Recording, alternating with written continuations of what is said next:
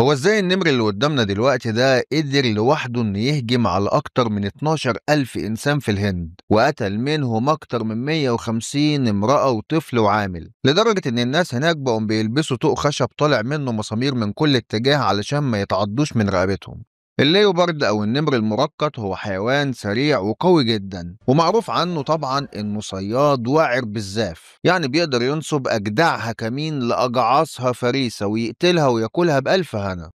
ومع وجود 1.5 مليار من السكان في الهند اللي هي بلد الليوبرد اصلا اساسا، فلازم تعرف ان البشر هناك بقوا بيبذلوا مجهود كبير جدا علشان يعرفوا يتعايشوا مع القط الكبير ده، وكل واحد منهم يفضل بعيد عن التاني وعايش في العالم بتاعه في سلام. لكن في اوقات بيصطدم فيها العالمين مع بعض، عالم الوحوش مع عالم البشر، زي النمر ده اللي في 2016 دخل هاجم الطلاب في المدارس والسكان في الشوارع وقتل ولية عندها 50 سنة وأصاب 18 شخص، وقبلها ب100 سنة بس كان عايش هناك أشهر نمر مرقط على الإطلاق، الوحش اللي هاجم أكتر من 12 ألف إنسان وقتل منهم أكتر من 150 روح، وهاجم الصياد الإنجليزي المشهور اللي كان عاوز يصطاده. لا ده احنا يلا بينا بقى من غير سسبنس كتير ندخل في المدعكة على طول ونتعرف على أشهر حوادث النمور المرقطة في دولة الهند، وفي السكة كمان نعرف حكاية النمر الشيطاني أو زي ما كان مشهور وقتها بإله القتل، وأهم حاجة بقى هو إزاي الإنجليز استخدموا البشر كطعم وفريسة حية علشان يقتلوا الوحش ده. بس زي ما احنا متعودين صديق الإنسان قبل الكلام واجب السلام، السلام عليكم ورحمة الله وبركاته، فيديو جديد من اوعى الوحوش تبقى لشر.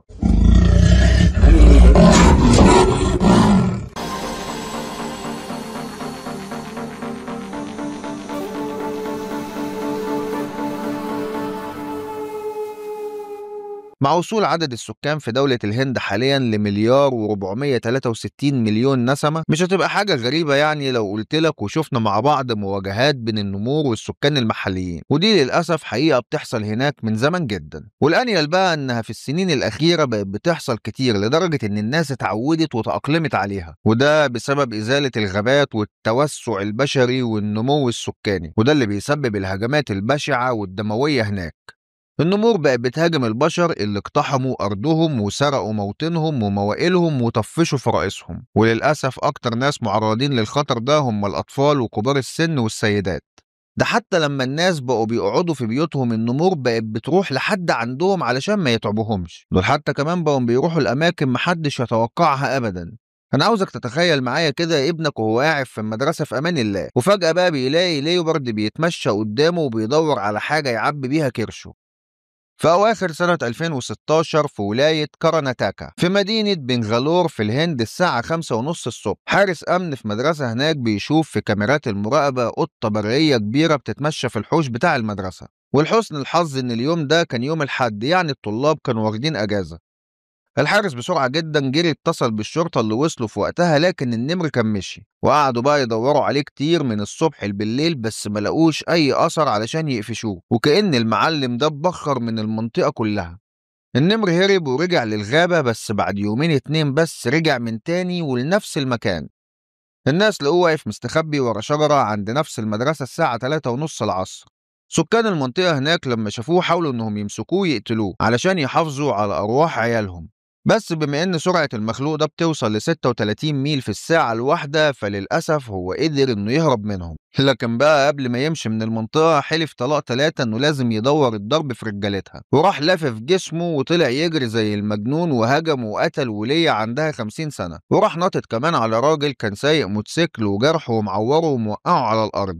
وبعد قر وفر ورعب وخوف النمر كان أصاب 18 شخص في 20 دقيقة بس، لكن أخيرا بينجح السكان المحليين إنهم يقبضوا على النمر المجنون الجعان، وراحوا ماسكينه من ديله هلابيلة ورنوه علقة موت كأنه حرامي الغسيل اللي قفشتوه في شارعكم، وبعد ما عدموه العافية سلموه للشرطة اللي خلصوا عليه بالنار ورموه على الطريق.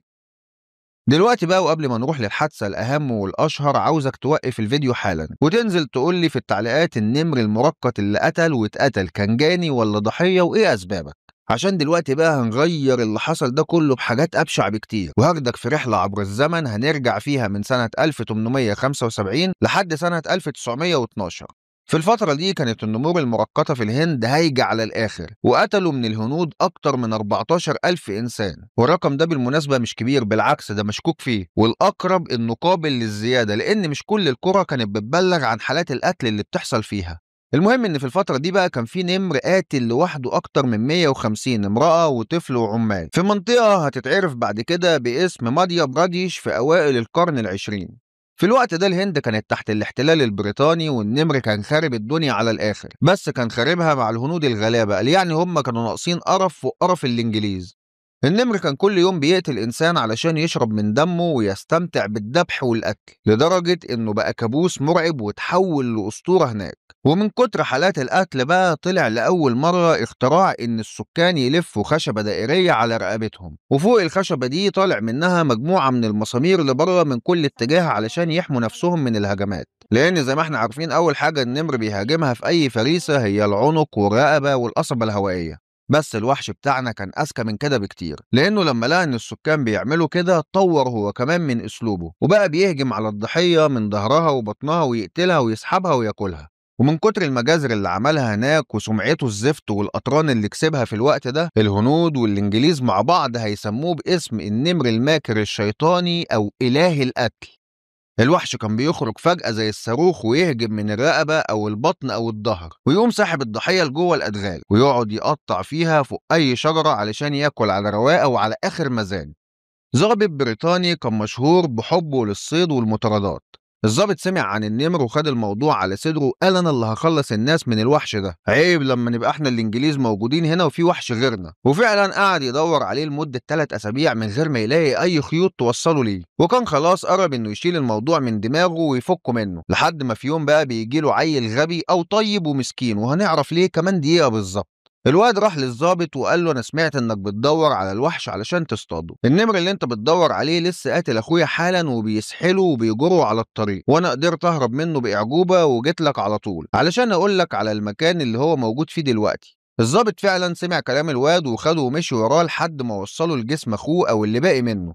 الحيوان، وانا هنا طبعا ما اقصدش النمر، انا اقصد الضابط الانجليزي، الحيوان ده خد الواد السليم وراح مكتفه من ايديه ورجليه وربطه جنب جسم اخوه المتقطع، وراهن ان النمر ده هيرجع تاني علشان يصطاد الفريسه الحيه السخنه اللي هو حاططها له، وراح طالع فوق شجره واستخبى وفضل ماسك بندقيته ومستني ان الوحش يظهر. يعني من الاخر كده هو استخدم الولد الهندي فريسه حيه للنمر جنب اخوه المقتول.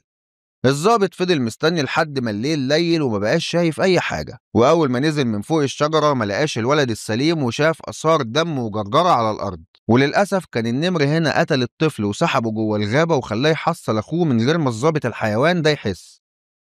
بعد 10 ايام بقى من الحادثه دي الضابط الانجليزي نفسه بيتعرض للهجوم جوه خيمته على ايد نفس النمر، وقعد يصرخ من الخوف زي الست الحامل اللي جالها الطلقة على غفلة، مع احترامي طبعا لكل السيدات اللي جزمتهم براس مليون واحد من عينة الحيوان ده.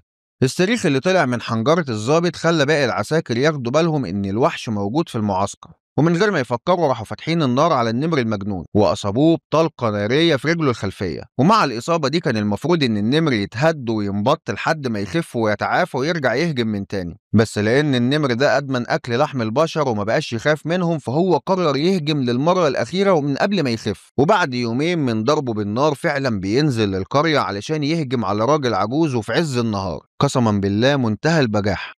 بس لحسن حظ الراجل العجوز ان المزارعين والشباب كانوا موجودين قريبين منه وشافوا النمر وعرفوا انه مصاب، ووقتها اتاكدوا ان هي دي الفرصه الاولى والاخيره اللي هتجيلهم لحد عندهم انهم يجيبوه من قفاه ويخلصوا بقى من الكابوس ده كله. وفعلا طلعوا يطردوه ورموا عليه شبك من كل اتجاه لحد ما ربطوه، وده طبعا لانه كان مصاب وما كانش قادر يجري بقوته. والسكان بقى ما صدقوا وراحوا نازلين عليه بالسواطير والعصيان والحديد لحد ما فلقوه، ومن كتر العنف والضرب الجامد والغل اللي في قلوب الناس النمر فيص في ايديهم. بس السكان شافوا ان موته ده مش كفايه ولازم يتشفوا فيه اكتر من كده، عشان كده راحوا دابحينه وفاصلين راسه عن باقي جسمه، وكمان فتحوا بطنه انتقاما للي كان بيعملوا فيهم وفي اهاليهم، لدرجه يا مؤمن انهم لما فتحوا بطنه لقوا جواها شعر انسان وباقي اعضاء بشر كانت لسه ما اتحللتش.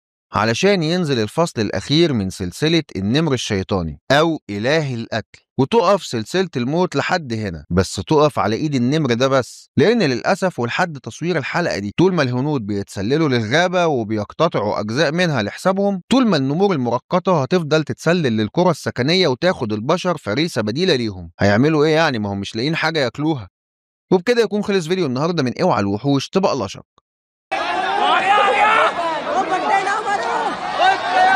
صديقي الانسان الجميل حبوب، لو لا قدر الله كنت هندي عايش في الغابه وفجاه طلع لك نمر مجنون اكل لحوم بشر وواقف قدامك وعاوز يفترسك، هتتصرف معاه ازاي؟ اكتبوا لنا تحت في التعليقات بمنتهى المصداقيه والامانه، ومحدش يجعلصها في حق نفسه، لاني حافظكم وعارفكم واحد واحد وواحده واحده. وان شاء الله استنونا في حلقات جايه اغرب وارعب، والسلام عليكم ورحمه الله وبركاته.